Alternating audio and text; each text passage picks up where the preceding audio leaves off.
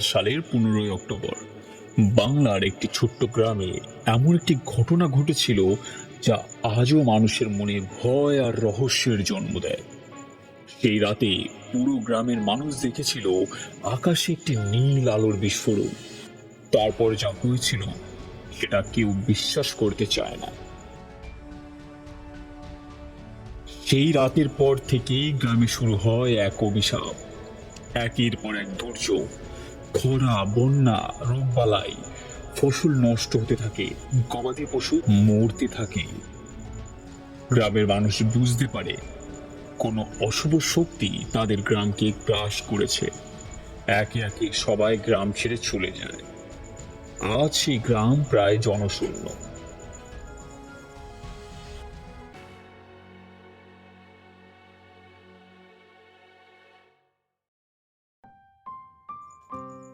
তারপর 25 বছর কেটে গেছে। সেই গ্রামের ছোট্ট অর্জুন এখন বড় হয়ে শহর থেকে আবার ফিরে এসেছে তার পৈতৃক বাড়িতে। কিন্তু সে জানে না সেই রাতে যা হারিয়ে গেছে সেটা আবার ফিরে আসার জন্য অপেক্ষা করছে। বাড়ির সামনে আসতেই অর্জুনের চোখের জল ছলছল করতে থাকে। এই বাড়িতেই তার কতই না সুন্দর স্মৃতি আছে। ছোটবেলায় বাবা আর কাকার সাথে কত আনন্দের দিন কাটিয়েছে সে। কাকা রমেশ তাকে কাঁধে নিয়ে ঘুরিয়েছে। সন্ধ্যায় তিনজন একসাথে বসে রূপকথার গল্প শুনেছে। এই বাড়িতে আমার কত সুন্দর দিন কেটেছে। বাবা আর কাকা, তোমরা দুজনই আমার সব কিছু ছিলে। কিন্তু 25 বছর আগে হঠাৎ করে কাকার সাথে আমাদের সম্পর্ক কেটে গেল। তারপর আর কোনো দেখা হয়নি। কি হয়েছিল সেদিন আজও জানি না।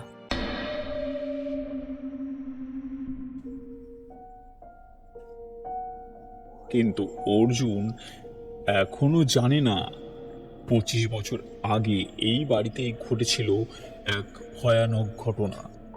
সেই রাতেই তার বাবা রহস্যজনকভাবে নিখোঁজ হয়ে গিয়েছিলেন। আর সেই ঘটনার পিছনেই লুকিয়ে আছে এক অবিশ্বাস্য রহস্য।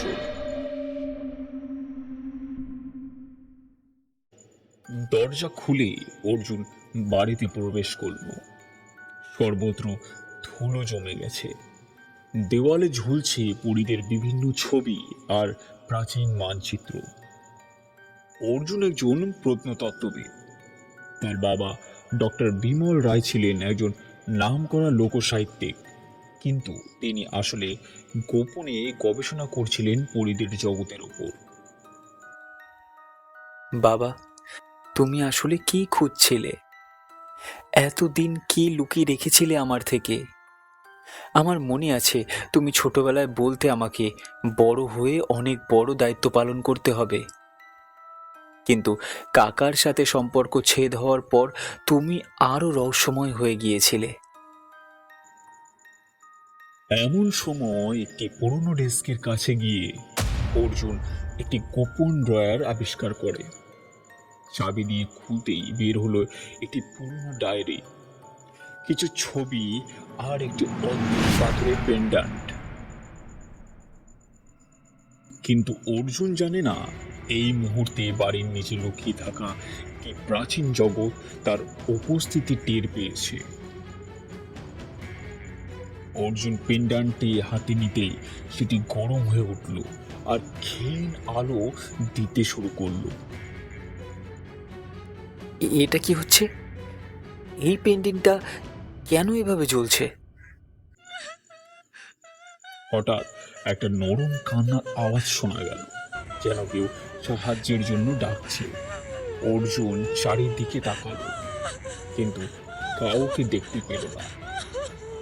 আসলে পেন্ডেন্টের শক্তিতে তার কাছে পৌঁছে যাচ্ছে পরীদের কান্নার আওয়াজ। সাহায্য করো, আমাদের সাহায্য করো। 25 বছর ধরে আমরা এখানে বন্দি। আমাদের ডানা কেটে নিয়েছে সেই দুষ্ট জাদুকর। সাহায্য করো, দয়া করে সাহায্য করো। অর্জুন কিছুই বুঝতে পারছে না, কিন্তু এই মুহূর্তে তার চারপাশে একটা অদৃশ্য শক্তির আলোড়ন শুরু হয়ে গেছে। আর হয়তো সেই সেই বন্দিপুরীদের মুক্তির চাবিকাঠি।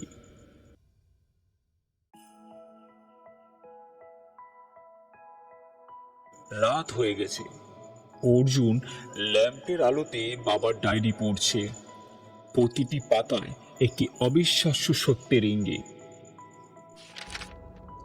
আজ আমার জীবনের সবচেয়ে আশ্চর্যের দিন। আজ প্রথমবার আমি পরীদের সাথে কথা বলেছি। তারা সত্যি আছে, আমাদের পাশেই বাস করে, একটি আলাদা মাত্রায়। পরীদের রানী লিনিমা আমাকে বিশ্বাস করেছেন। তিনি বলেছেন মানুষ আর পরীদের মধ্যে শান্তির সেতু তৈরি হতে পারে। অর্জুন অবাক হয়ে পড়ছে। এক পাতা থেকে আর এক পাতা বাবার গোপন জীবনের এক একটি অধ্যায় উন্মোচিত হচ্ছে। আজ আমি পরীদের জগতে গিয়েছিলাম। কি অপূর্ব সুন্দর! সেখানে রয়েছে ক্রিস্টালের মতো পরিষ্কার নদী, আলোকিত ফুলের বাগান, আর এমন সুন্দর সঙ্গীত যা কানে এলে মন প্রশান্ত হয়ে যায়। রানী পরী নীলিমা আমাকে তাদের ইতিহাস শোনালেন। হাজার হাজার বছর ধরে তারা মানুষদের সাহায্য করে এসেছে, কিন্তু এখন তারা বিপদে। আজ একটা ভয়ানক ব্যাপার ঘটেছে। আমার ভাই রমেশ আমাকে অনুসরণ করে পরীদের জগতের সন্ধান পেয়েছে। আমি ভুল করেছি তাকে এই রহস্যে জড়াতে দিয়ে। প্রথমে সে অবাক হয়েছিল, কিন্তু এখন তার চোখে একটা অদ্ভুত লোভের আলো দেখেছি। সে পরীদের শক্তির প্রতি আকৃষ্ট হয়ে পড়েছে। অর্জুনের হাত কাঁপতে শুরু করলো।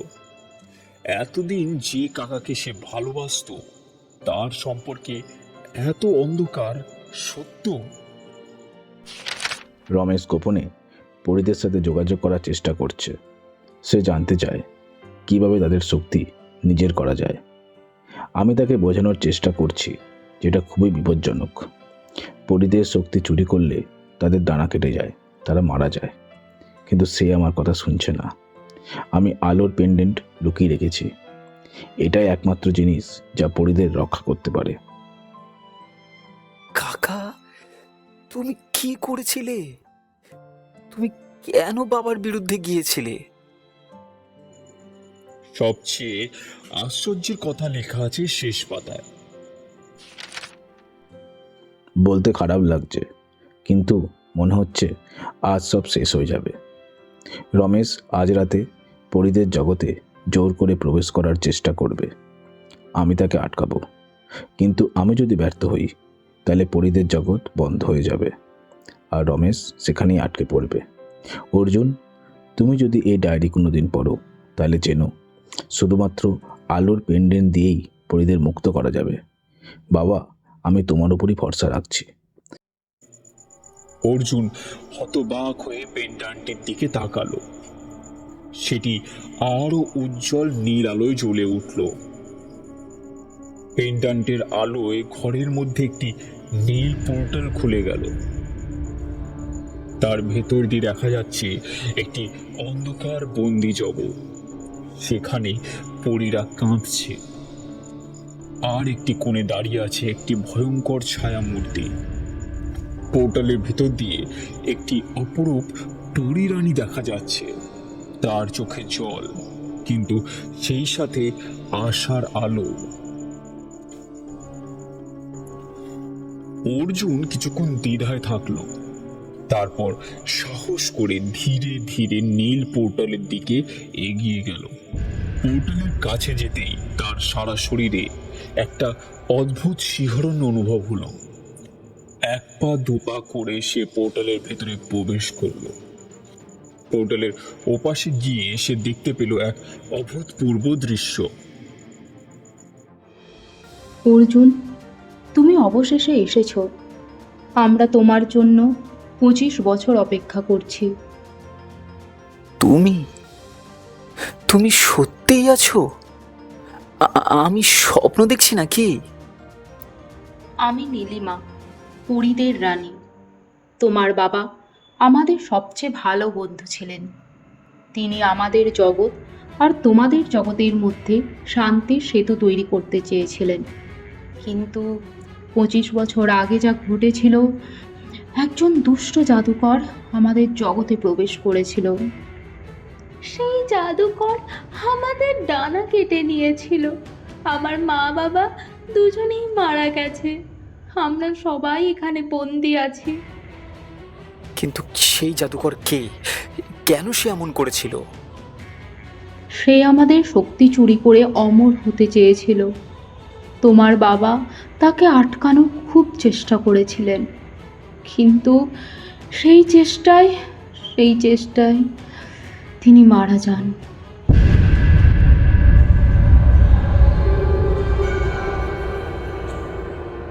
অবশেষে আমার প্রিয় ভাগ্নে এসেছে।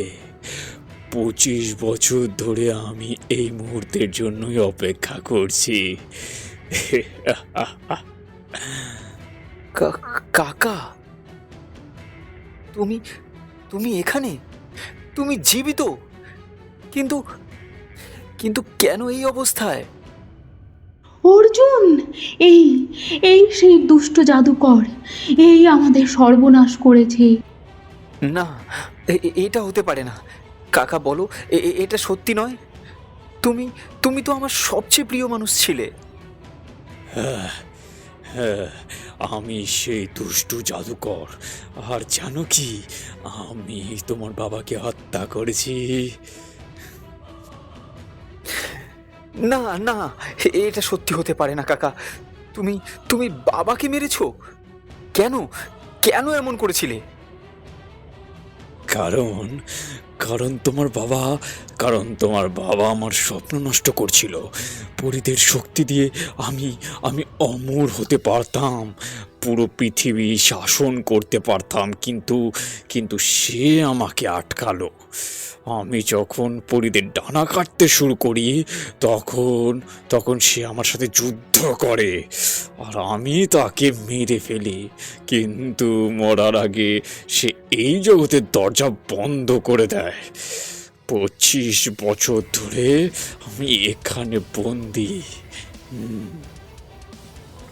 অর্জুন, তোমার কাকা আমাদের অর্ধেক প্রজাদের হত্যা করেছে।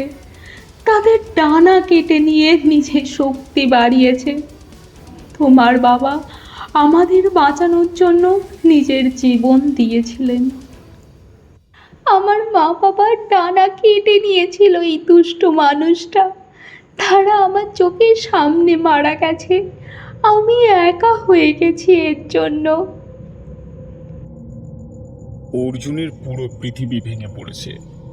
যাকে সে ভেবেছিল মৃত, সে আসলে জীবিত কিন্তু বন্দি। যাকে সে সবচেয়ে বেশি ভালোবাসতো, সেই তার বাবার খুনি। আর তার বাবা একজন বীর ছিলেন। আমি আমি সব বুঝতে পারছি। বাবা, তুমি একজন সত্যিকারের বীর ছিলে। আর আমি এতদিন ভুল মানুষকে ভালোবেসেছি। অর্জুন, এখন তুমি আমাকে এখান থেকে বের করে দাও। তুমি তুমি আমার ভাইয়ের ছেলে, আমার রক্ত। ওই পেনডানটা আমাকে দিলে আমি এখান থেকে বেরোতে পারবো। তারপর তারপর আমরা দুজন মিলে এই পরীদের বাকি শক্তি ভাগ করে নেব। না, তুমি আমার কাকা হতে পারো, কিন্তু তুমি একজন খুনি। তুমি আমার বাবাকে মেরেছো। এই নিরপরাধ পরীদের কষ্ট দিয়েছো। আমি কখনোই তোমাকে সাহায্য করব না। অর্জুন এখন জানে তার করণীয়। তাকে পরীদের মুক্ত করতে হবে, তার বাবার অসম্পূর্ণ কাজ শেষ করতে হবে, কিন্তু সেই সাথে তার কাকাকেও তার উপযুক্ত সাজা দিতে হবে। অর্জুন, তোমার পেন্ডেন্টে রয়েছে পূর্ণ আলোর শক্তি। এটা দিয়ে তুমি আমাদের মুক্ত করতে পারবে। তুমি যদি পেন্ডেন্টের পূর্ণ শক্তি ব্যবহার করো, তাহলে আমাদের জগৎ আর তোমাদের জগতের মধ্যে নতুন সেতু তৈরি হবে। কিন্তু কিন্তু যে মন্দ শক্তি এখানে বন্দি, সেটা ধ্বংস হয়ে যাবে। না অর্জুন, তুমি এটা করতে পারো না। আমি আমি তোমার আপন কাকা। আ- আমি তোমাকে ছোটবেলায় কত আদর করেছি। হ্যাঁ, তুমি আমাকে আদর করেছিলে, কিন্তু তুমি আমার বাবাকে মেরেছো। তুমি এই নিরীহ পরিদের হত্যা করেছো। তোমার আদরের চেয়ে ন্যায় বিচার বেশি জরুরি। অর্জুন দাদা, আমার মা বাবা আর কখনো ফিরে আসবে না, কিন্তু তুমি যদি আমাদের মুক্ত করে দাও, তাহলে আর কোনো পরী এই কষ্ট পাবে না। অর্জুন একটা কঠিন সিদ্ধান্ত নিল। সে পেন্ডান্টটি বুকে চেপে ধরে মাটিতে হাঁটু গেড়ে বসলো। বাবা, তোমার স্বপ্ন আমি পূরণ করব। আমি এই পরিদের মুক্ত করব। মানুষ আর পরিদের মধ্যে শান্তির সেতু তৈরি করব। তোমার আত্মত্যাগ বৃথা যেতে দেব না। পেন্ডান্টটি অর্জুনের বুকে উজ্জ্বল নীল আলোয় জ্বলে উঠতে শুরু করলো। সেই আলো ছড়িয়ে পড়ল চারিদিকে। নীল আলোর পোর্টালটি আরো বড় হয়ে খুলে গেল। না, আমার শক্তি কমে যাচ্ছে অর্জুন। তুমি তুমি কি করছো? আমি তোমার রক্তের সম্পর্কের কাকা। কাকা, তুমি আমার রক্তের সম্পর্ক হতে পারো, কিন্তু বাবাও তোমার তো রক্তের সম্পর্কের ভাই ছিল। তাকে তুমি হত্যা করেছো। আমি তোমাকে ভালোবাসতাম, কিন্তু আমি অন্যায়কে সমর্থন করতে পারি না। পেন্ডান্টের আলো আরো উজ্জ্বল হয়ে উঠল। সেই আলোর স্পর্শে রমেশ কাকার দেহ ধীরে ধীরে ক্ষীণ হতে শুরু করলো। অর্জুন, তুমি আমার সাথে বিশ্বাসঘাতকতা করছো। আহ, আমি তোমাকে এর জন্য কখনো ক্ষমা করব না। আমি বিশ্বাসঘাতকতা করছি না কাকা, আমি ন্যায় বিচার করছি। তুমি যা করেছো তার জন্য এটাই তোমার শাস্তি। পেন্ডান্টের আলোর প্রভাবে রমেশ কাকার মন্দ শক্তি এটি কালো ধোঁয়ায় পরিণত হয়ে বাতাসে মিলিয়ে গেল। সেই সাথেই পরিদের কাটা ডানা আবার গজাতে শুরু করলো। বন্দি জগতের অন্ধকার দেওয়াল ভেঙে পড়ল। অর্জুন দাদা, তুমি আমাদের জীবন ফিরিয়ে দিয়েছো। আমি আর একা নই, তুমিও এখন আমাদের পরিবারের সদস্য। বাবা, বাবা, তোমার স্বপ্ন পূরণ হলো। মানুষ আর পরীরা এখন বন্ধু। আর আমি আর আমি তোমার যোগ্য সন্তান হতে পেরেছি। পেন্ডান্টের আলো ধীরে ধীরে নরম হয়ে এলো। পোর্টাল বন্ধ হয়ে গেল, কিন্তু সেই সাথে সেতুটি খোলা রইল। এখন থেকে মানুষ আর পরীরা একে অপরের সাথে দেখা করতে পারবে।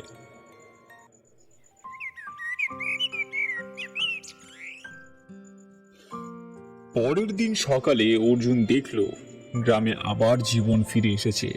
আকাশ পরিষ্কার, বাতাস শুদ্ধ, মাঠে সবুজ ঘাস গজিয়েছে, পাখিরা গান গাইছে। আর সবচেয়ে আশ্চর্যের ব্যাপার, গ্রামের মানুষরা ধীরে ধীরে ফিরে আসতে শুরু করেছে। তারা বুঝতে পেরেছে অভিশাপ কেটে গেছে। অর্জুন, তুমি যে কাজ করেছো তার জন্য চিরকাল আমরা তোমার কাছে কৃতজ্ঞ থাকব। তোমার বাবার মতো তুমিও এখন আমাদের পরিবারের সদস্য। যখনই দরকার হবে আমাদের ডাকবে। ধন্যবাদ নীলিমা রানী। আমি প্রতিজ্ঞা করছি, আমি সারা জীবন মানুষ আর পরিদের মধ্যে শান্তি বজায় রাখব। বাবার স্বপ্নকে এগিয়ে নিয়ে যাব। অর্জুন বাবার ছবির দিকে তাকালো। মনে হলো বাবা হাসছে। আজ অর্জুন বুঝতে পারল সত্যিকারের বীরত্ব কি। এটা শুধু শক্তি নয়, এটা সাহস, অন্যায়ের বিরুদ্ধে দাঁড়ানোর সাহস। বাবা, আমি তোমার মতো একজন ভালো মানুষ হওয়ার চেষ্টা করব, তোমার স্বপ্নের পৃথিবী গড়ার চেষ্টা করব। আর এভাবেই শেষ হলো 25 বছরের অভিশাপ। শুরু হলো আর একটি নতুন যুগ, মানুষ আর পরিদের বন্ধুত্বের যুগ। গ্রামে আবার সে আগের মতো হাসি খুশি ফিরে এলো, ফসল ভালো হলো, মানুষেরা খুশি, আর মাঝে মাঝে রাতের আকাশে সুন্দর নীল আলো দেখা যায়, সেটা পরিদের আশীর্বাদ।